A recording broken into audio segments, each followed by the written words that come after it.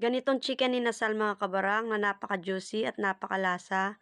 Tuturo ko sa inyo kung paano ako nagtitimpla ng chicken inasal ni kabarang.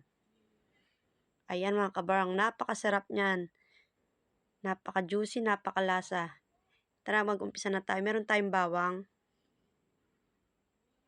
tanglad, brown sugar, kalamansi, suka, pampalasa, paminta, liquid nor seasoning, oyster sauce, Sprite, at toyo. Meron din tayo ditong turmeric powder mga kabarang. Tara, umpisa na natin. Naglagay na ako ng bawang, sunod ko yung tanglad, yung kalamansi, yung suka, brown sugar, tsaka yung paminta mga kabarang. Sunod na rin natin yung pampalasa. Kahit anong pampalasa, bala kayo maglagay mga kabarang. Ayan ang ating oyster sauce. Sunod na rin natin yung liquid nor seasoning natin mga kabarang. Tansyahan lang ginawa ko mga kabarang. Sunod din natin yung ating Sprite. At saka yung ating toyo.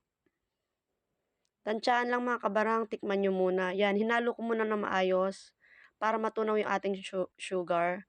Sunod natin yung chicken. Ayan, hiniwa ko yan sa gitna mga kabarang.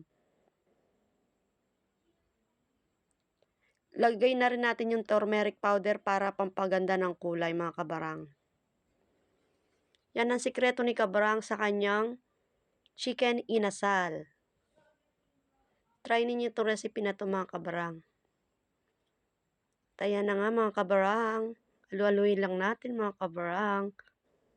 At ayan na nga. Pwede ninyong overnight marinated dyan. At dito nga pala ako sa labas nag-ihaw mga kabarang.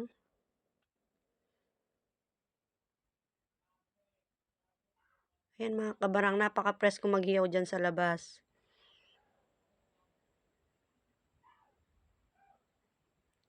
Baligtarin natin mga kabarang at pairan natin yung sauce natin.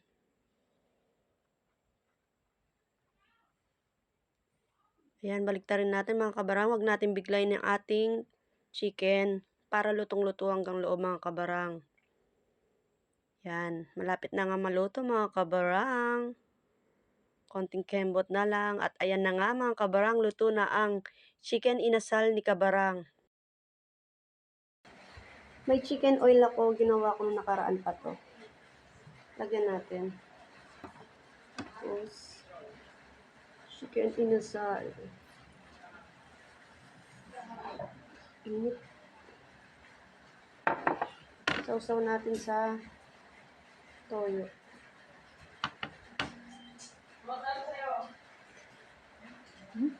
Ang sarap.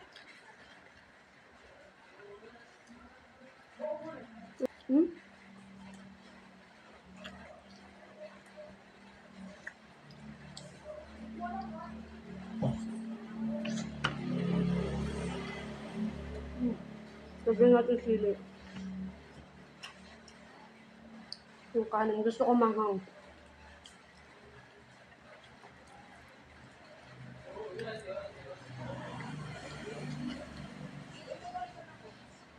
Sarap, grabe.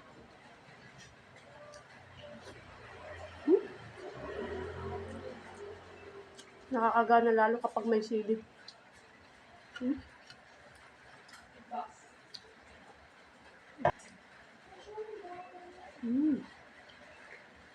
Ilagay pa gaya ng chicken oil.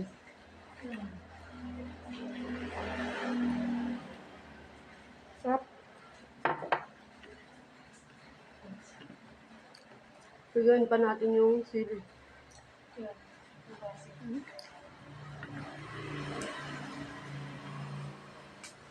Grabe ang sarap nitong inasal na to. Try ninyo yung recipe ko na to mga kabarang. Sarap, grabe. Malasang malasa.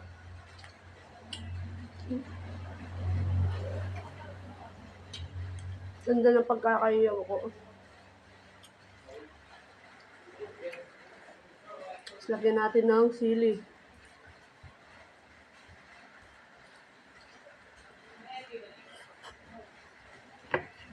Kanin.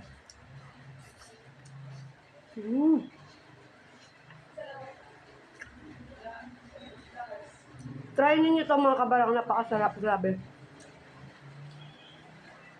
Sulit, magluto na lang kayo sa bahay. 10 pieces to na chicken leg quarter. 349 ko lang nabili sa supermarket mga kabarang. Kasi kumain kayo sa labas, family kayo, kulang yung 1,000 ninyo. Must try itong recipe na to mga kabarang. Basta ang chicken inasal, lagyan lang ng tanglad. At saka yung turmeric powder. Maganda yung combination mga kabarang. Ang ganda rin ng kulay ng chicken ko.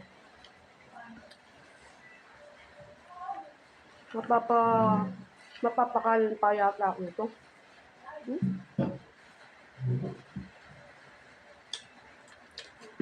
Lagyan natin sili. Hindi ako maano kapag wala sili.